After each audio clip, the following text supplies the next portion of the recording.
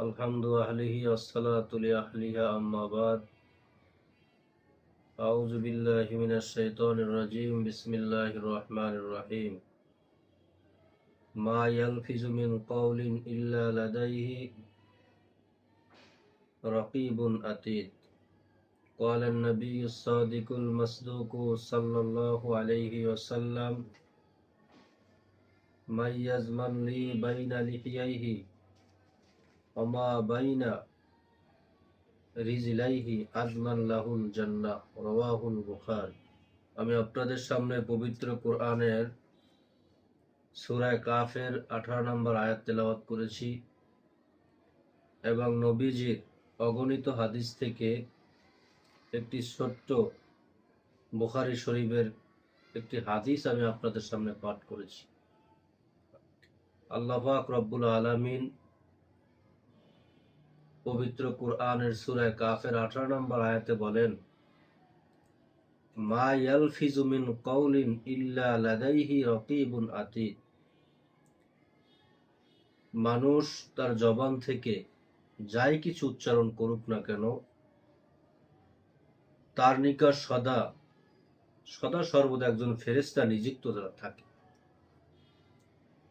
আমার জবান থেকে একটা কথা বের হোক, আস্তে হোক জোরে হোক, আমি যা কিছু উচ্চারণ করি না কেন, আল্লাহ পাকের রহমতের একজন ফেরেশতা সব সময় আমার কাছে লাগানো আছে। আল্লাহ পাক পবিত্র কোরআনের অন্য একটি স্থানে বলেন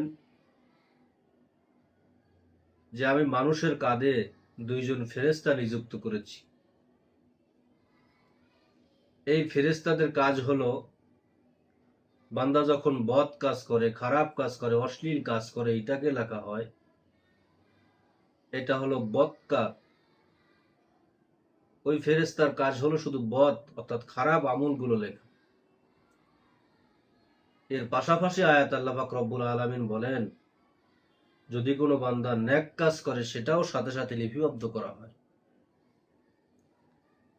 তো আমরা যেই কাজগুলো করি এগুলো সব কিছু রেকর্ড হচ্ছে। হাদিসে পাকের মধ্যে আসছে, নবীজি বলেন, হাসরের ময়দানে পাঁচটি প্রশ্ন করা হবে, উত্তর না দিয়ে ডান কদম সামনে দেওয়ার সুযোগ নাই। অর্থাৎ যেইখানে দাঁড়িয়েছে ওখান থেকেই 5টা প্রশ্নের জবাব দিতে হবে। নবীজি বলেন, বুখারীর বর্ণনায় আসছে, মা ইয়াজমান লি বাইনা লিহিয়াইহি। আমার যে উম্মত আমার কাছে তার দুই চোয়ালের মাঝে দুইটা অঙ্গকে হেফাজত করতে পারবে, দুইটা অঙ্গকে যে হেফাজত করতে পারবে, নবীজি বলেন, একটি হলো দুই চোয়ালের মধ্যখানে জিহ্বা, অমা বাইনা রিজলাইহি, আরেকটি হলো দুই পায়ের দুই রানের ক্ষুদ্র অঙ্গ অর্থাৎ গুপ্ত অঙ্গ, নারী হোক পুরুষ হোক, এই দুইটাকে যে হেফাজত করতে পারবে, নবীজি বলেন, আজমান লাহুল জান্নাহ, আমি তার জান্নাতের জামিন হব। সম্মানিত যারা এই ভিডিওটা যারা দেখবেন, আপনারা সবসময় খেয়াল করবেন, আসলে এর বাহিরে আমরা কেউ নাই। আমরা কোথায় কি করি, কি করছি, আমাদের প্রত্যেকটা হারকাত, সাকানাত, কদম সবকিছু লিপিবদ্ধ করা হচ্ছে। আসুন আমরা আল্লাহকে ভয় করি। ইত্তাকুল্লাহ।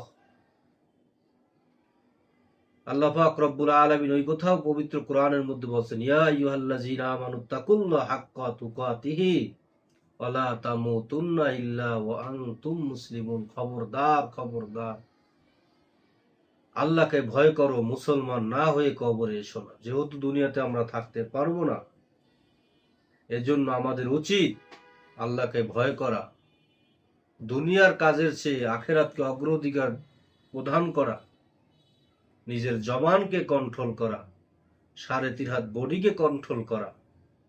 আশা করি ইনশাআল্লাহ যারা এই ভিডিওটা দেখবো, আমরা ভিডিওটা দিনের স্বার্থে ছড়িয়ে ছিটিয়ে দিব, যাতে করে আমরা আল্লাহর বান্দা হয়ে, নবীজির খাঁটি উম্মত হয়ে, জবানকে হেফাজত করে আমরা যাতে সকলেই দুনিয়া থেকে বিদায় হতে পারি। আল্লাহ পাক আমাদের সবাইকে সেই তৌফিক দান করে।